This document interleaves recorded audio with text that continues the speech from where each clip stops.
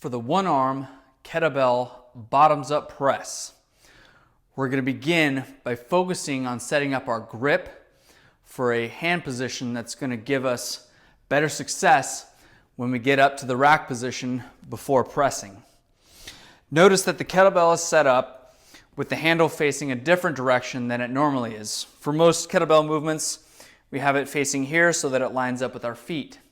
But in the case of the bottoms up press, we're going to have it turned 90 degrees. This is going to allow us to put as much surface area of our hand and fingers and get them wrapped around that handle to provide ultimate stability when we're up in the rack position. If you just kind of walk up to the kettlebell and just grab it the way you always do, you're not going to really set yourself up for success. The key difference between the grip on the bottoms up press and a normal kettlebell, any other kettlebell movement, is in the bottoms up press, there's going to be an intentional bend in the wrist, and the kettlebell is actually going to sit right here on the palm as opposed to having a straight wrist and wrapping it so that it's in line with the wrist.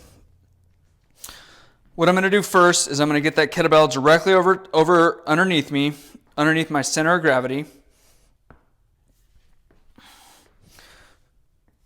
It's going to be centered between my feet. I'm going to take my hand that I'm going to be starting off with, and I'm going to place that hand directly over top of that handle, and I'm going to wrap my thumb and fingers around with a bend in my wrist. I'm going to push down my weight on top of that kettlebell, wrap my thumb and fingers around tightly.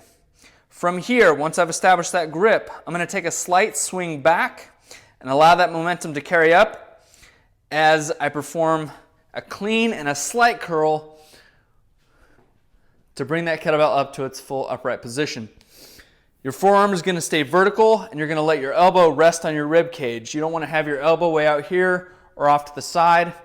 And you'll also notice that if that forearm is anything but completely vertical, that kettlebell has a much greater chance of falling.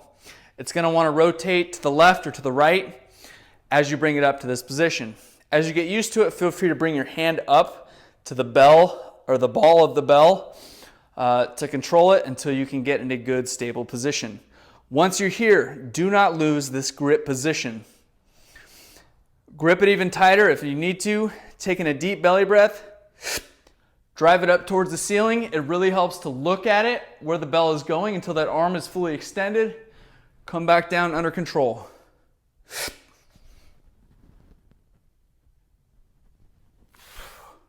Once you've completed all necessary reps, lower it back down to the hips and then to the floor, under control, and release. That's how you do the one arm kettlebell bottoms up press.